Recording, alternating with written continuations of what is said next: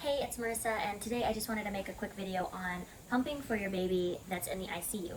Kind of just going through what it's like, what it entails, kind of my story, why I do it, and just giving you some tips for doing it, and hopefully to help you make a decision on whether you think that's the route you want to take or not. So the day that he was born, I was rushed to a hospital because I was giving birth in a birth center.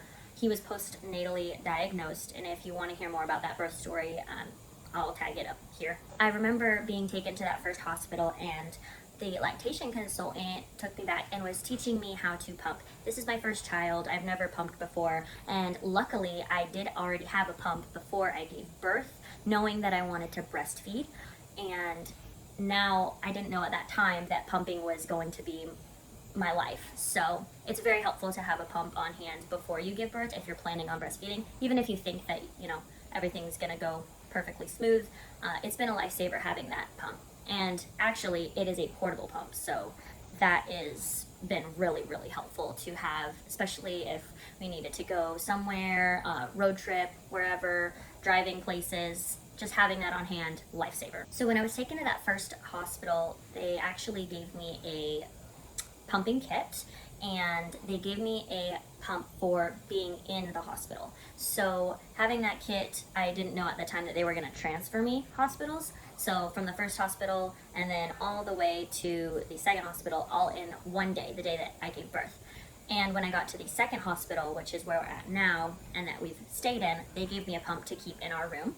And that has been very helpful to always have that pump here. They also gave me an extra pumping kit, and by pumping kit I mean the phalanges, the pieces, all the pieces to it that I actually keep here. And that one that I got from the first hospital I took home, so super handy. Little did I know we'd be here for so long. I actually have 3 pumps, and that third pump that I got was from WIC. My social worker told me that I should apply for WIC and that they provide you with a breast pump, and often a lot of insurances will give you a free breast pump, so definitely look into that. But altogether I have a pump here. I have a portable pump at home that I use during the night and going on trips, and I also have the other pump that's at home. And it just helps because I just have so many pumping pieces. It's so annoying to have to wash all the pumping pieces and throughout the day and just sanitize them, and it's actually quite a lot of work. That's probably my most annoying thing, is just having to wash all the pumping pieces. So at home I have 3 sets. It's a process, and I have 1 set here because when I come here and we live down the road and I need to pump and I visit him, and then I have to wash that one here too. When he was born, I actually got to breastfeed him. This is before they knew anything was wrong, before they did his checkup and everything. And he had a really great latch, and I was really excited about it. I kept pumping because I wanted to hopefully breastfeed him soon. And we attempted some non-nutritive breastfeeding sometimes. So they recommend that you pump every 2 to 3 hours, and that is something that I tried to do for a lot of the time at the beginning.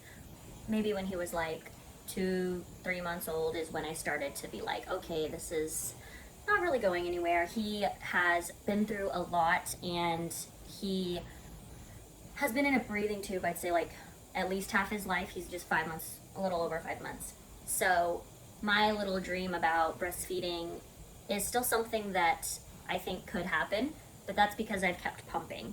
And I have a reason for why I've kept pumping, and I'm gonna get to that. So trying to keep up with every 2 to 3 hours was honestly really hard. And if I can do it sometimes now still, I will try to, but it's very demanding. And when I started back up at work, and when he was about a month old, I started back, I have a very flexible schedule that I can create, so I kind of planned around that. And I wanted to just make sure that I did as much as I could. A lot of people are really surprised that I've kept going, and even the lactation consultants here are like, I'm so proud of you. I can't believe you're still going. This is really great. And I kept going because it's kind of the one thing in my life that I can control right now. For me, that was what helped me just keep going, is knowing that there's one thing I can control and there's one thing I can do for him. And a good side effect was I try to eat really heart-healthy foods and heart-healthy supplements that hopefully transfer through my breast milk and get to him. And if that's anything, I don't know if it's working, but his oxygen has been doing really good. I'm not saying that I found a cure or anything, but it's something I can control. If I can just do something, eat something, and then transfer it to him through my breast milk, then that is an A plus for me and an A plus for him. One of the best pieces of advice that I got since I kept going was just to not stress about it, just to do what I can and when it's convenient. And that has been a big stress reliever for me. I do still pump through the night. Sometimes if I'm only getting like 6 hours of sleep, then I won't. Sometimes 7 hours, and if I'm really exhausted. But if I'm doing like an 8-9 hour stretch of sleep at night, I'll wake up halfway through it. That's kind of what I do, and it's a routine that works for me.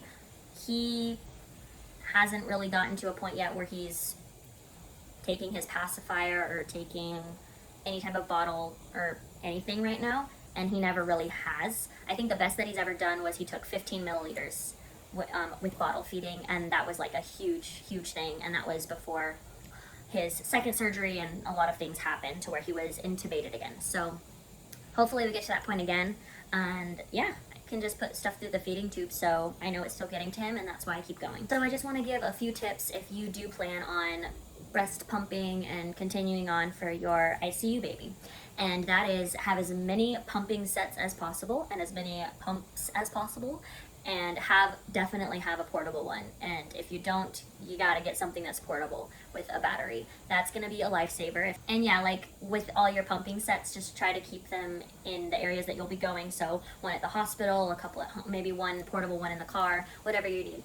Definitely make use of the lactation consultants. They are there for you. They are going to give you all the advice. If you have any questions, they'll help you find the right phalange size, and they'll help you with your questions while your milk's coming in. I am not an expert in all the pumping like secrets, but I know that I have the resources whenever I have a question. Another piece of advice, just don't be discouraged if you're not producing a lot. We are under a lot of stress. Our babies are in the hospital and times are really tough.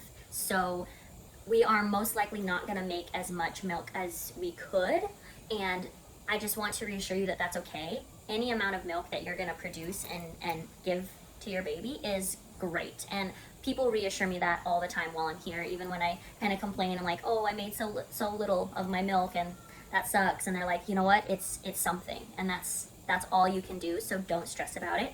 The other thing, another tip that I mentioned, don't stress about trying to go every 2 hours. Like, that's just crazy, and we're, like I said, under a lot of stress. It's hard to do that. If it does mean a lot to you to keep going and keep trying, what has motivated me is just finding things that I can control, like I mentioned, trying to take heart healthy supplements or foods that I know will help him and transfer that to him. That's the only reason, to be honest, that I've kept going.